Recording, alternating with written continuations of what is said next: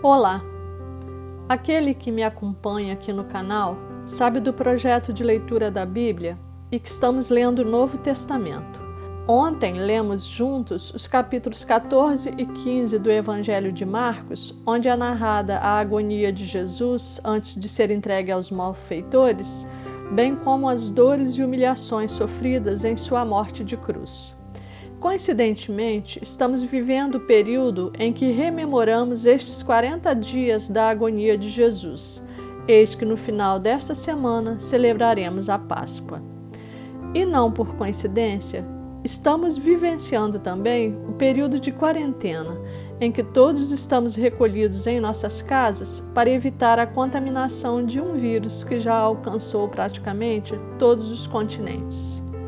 Neste tempo tão especial, quero meditar com você sobre um trecho do Evangelho de Marcos que lemos ontem, o qual se encontra no capítulo 15, versículos 37 ao 39, e que retrata o momento da morte de Jesus. E Jesus, dando um grande brado, expirou. E o véu do templo se rasgou em dois, de alto a baixo. E o centurião, que estava defronte dele, vendo que assim clamando expirara, disse: verdadeiramente, este homem era o Filho de Deus. O Evangelho de Mateus, também já lido por nós, narra esta mesma passagem no capítulo 27, a partir do versículo 50. E Jesus, clamando outra vez com grande voz, entregou o Espírito. E eis que o véu do templo se rasgou em dois, de alto a baixo, e tremeu a terra e fenderam-se as pedras. E abriram-se os sepulcros, e muitos corpos de santos que dormiam foram ressuscitados. E saindo dos sepulcros, depois da ressurreição dele, entraram na cidade santa e apareceram a muitos. Irmãos, a Bíblia nos revela que quando Jesus entregou seu Espírito, o primeiro sinal que houve na terra foi que o véu do templo se rasgou em dois, de alto a baixo. Mas o que era esse véu do templo? Em Êxodo capítulo 26, Deus falou a Moisés como seria o local da adoração, o qual foi denominado de tabernáculo, e deu instrução sobre sua construção, inclusive sobre como seriam confeccionadas as cortinas do tabernáculo. Farás de 10 cortinas de linho fino torcido, e pano azul, e púrpura, e carmesim. Com querubins as farás de obra esmerada. O comprimento de uma cortina será de 28 côvados, e a largura de uma cortina de 4 côvados. Todas estas cortinas serão de uma medida. 5 cortinas se enlaçarão uma à outra, e as outras 5 cortinas se enlaçarão uma com a outra.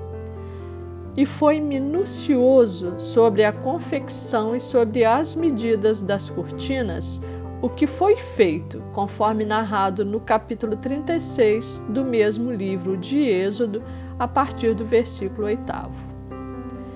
Este foi o primeiro templo de adoração, o qual era móvel porque o povo hebreu tinha que se deslocar pelo deserto. Mais tarde, foi substituído pelo templo fixo de adoração de Jerusalém e que foi construído por Salomão. Este templo fixo foi destruído por Nabucodonosor, rei da Babilônia, juntamente com Jerusalém. Mas quando o povo hebreu retornou a Jerusalém, o reconstruiu no mesmo lugar, sendo novamente destruído pelos romanos. No reinado de Ciro, foi iniciada a reconstrução do templo, o qual foi ampliado e remodelado por ordem do rei Herodes. Nestes templos, a grande e pesada cortina separava e fechava a passagem para o lugar de adoração, o santo lugar do Santo dos Santos, onde não era permitida a entrada de qualquer um. E foram as cortinas deste templo de adoração ao tempo do rei Herodes que se romperam, que se rasgaram de alto a baixo quando da morte de Jesus. Como descrito em Êxodo, não eram cortinas finas como véu, pois feitas de linho, com mais de 10 camadas e tramadas entre si, conforme instrução passada desde o início a Moisés, as quais também eram muito compridas. Portanto, impossível dizer que estavam corroídas ou que alguém tenha rasgado estas cortinas.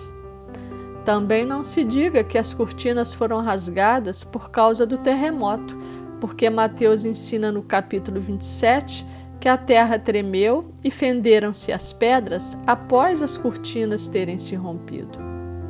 Este acontecimento foi sobrenatural e é de grande significado para nós. O pecado nos separou de Deus e perdemos o livre acesso ao Criador, tal qual descrito no livro de Hebreus, capítulo 9, a partir do versículo 7º, quando diz que no segundo tabernáculo só entrava o sumo sacerdote uma vez no ano.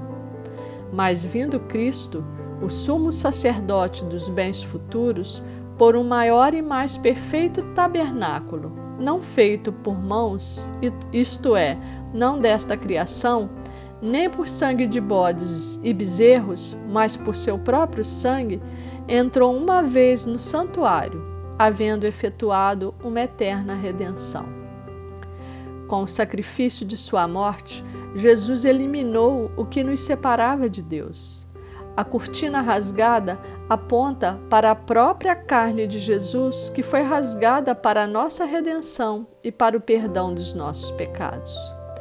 Com esse sacrifício, Jesus abriu-nos o caminho para novamente termos livre acesso ao Pai.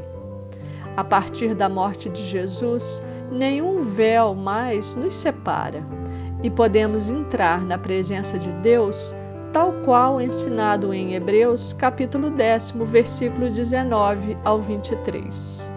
Tendo, pois, irmãos, ousadia para entrar no santuário, pelo sangue de Jesus, pelo novo e vivo caminho que ele nos consagrou, pelo véu, isto é, pela sua carne, e tendo um grande sacerdote sobre a casa de Deus, cheguemo-nos com verdadeiro coração, em inteira certeza de fé, tendo o coração purificado da má consciência e o corpo lavado com água limpa.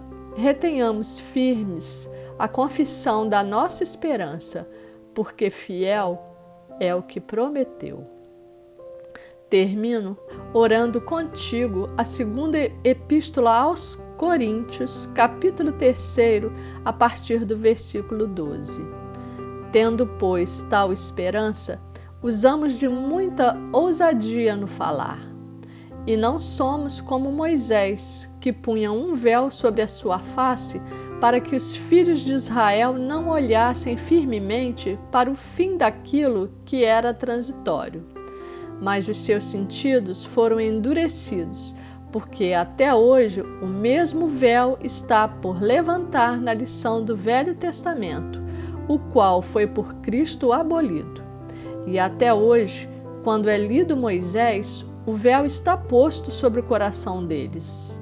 Mas quando se converterem ao Senhor, então o véu se tirará. Ora, o Senhor é Espírito, e onde está o Espírito do Senhor, aí há liberdade. Mas todos nós, com cara descoberta, refletindo como um espelho a glória do Senhor, somos transformados de glória em glória na mesma imagem, como pelo Espírito do Senhor. Amém.